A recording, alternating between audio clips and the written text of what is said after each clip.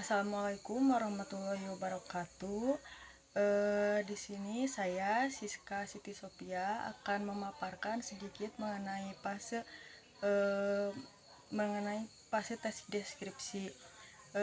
Sebelum ke langkah-langkah pembuatan tes deskripsi itu sendiri, tes deskripsi ini memiliki pengertian merupakan ragam wacana yang memberikan perincian atau detail tentang objek berdasarkan kesan-kesan dari pengamatan, pengalaman, dan perasaan penulisnya, sehingga dapat memberi pengaruh pada sensitivitas dan imajinasi pembaca. Bagaikan mereka ikut melihat, atau mengalami langsung objek tersebut.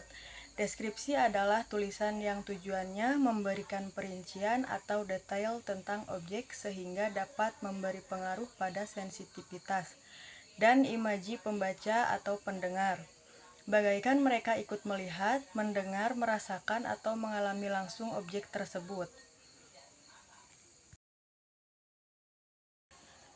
Adapun tujuannya dari tes deskripsi ini untuk mendeskripsikan memiliki tujuan untuk melukiskan atau menggambarkan suatu hal yang berkaitan dengan pengalaman berdasarkan hasil pengamatan panca indera seperti bentuknya, suasananya, rasanya, kelakuannya atau gerak-geriknya, dapat menciptakan daya hayal pembaca dan seolah-olah sedang merasakan langsung apa yang sedang dibahas dalam teks. Dalam menulis kerangka deskripsi, penulis dituntut untuk menggambarkan objek serinci mungkin.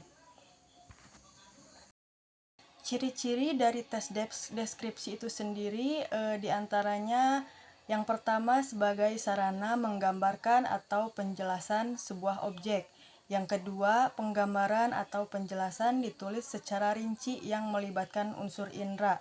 Yang ketiga, seolah-olah dapat merasakan langsung apa yang digambarkan melalui tes deskripsi.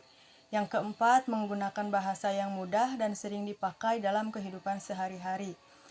Yang kelima, menggunakan bahasa kiasan. Yang keenam, menjelaskan ciri fisik seperti bentuk, ukuran, warna, maupun keadaan suatu objek yang ingin digambarkan. Yang ketujuh, menggunakan kata sinonim atau persamaan kata. Yang kedelapan, menggunakan majas. Yang kesembilan, menggunakan kata ganti orang. Adapun di sini langkah-langkah untuk membuat tes deskripsi itu sendiri untuk menentukan tema atau judul yang sesuai dengan objek yang akan menjadi pembahasan. Yang kedua, menentukan tujuan yang sesuai dengan pembahasan. Yang ketiga, mengumpulkan data dengan melakukan pengamatan secara langsung terhadap objek yang akan menjadi pembahasan. Yang keempat, menyusun data yang telah didapatkan untuk dijadikan sebagai kerangka karangan. Yang kelima, menguraikan kerangka karangan menjadi teks deskripsi yang sesuai dengan topik pembahasan. Berikut ini contoh teks deskripsi tentang rumah.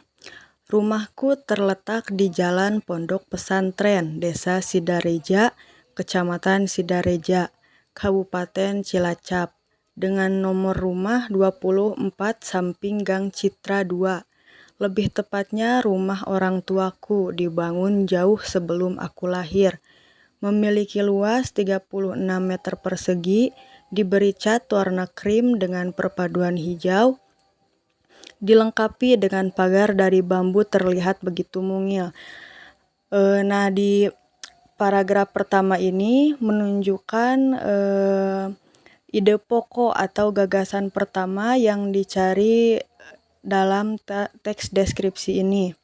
Dalam paragraf kedua, dengan halaman yang sedikit agak luas sehingga oleh ibu ditanami dengan berbagai macam sayuran dan sedikit bumbu dapur seperti bawang merah, bawang putih, cabai, serta tomat.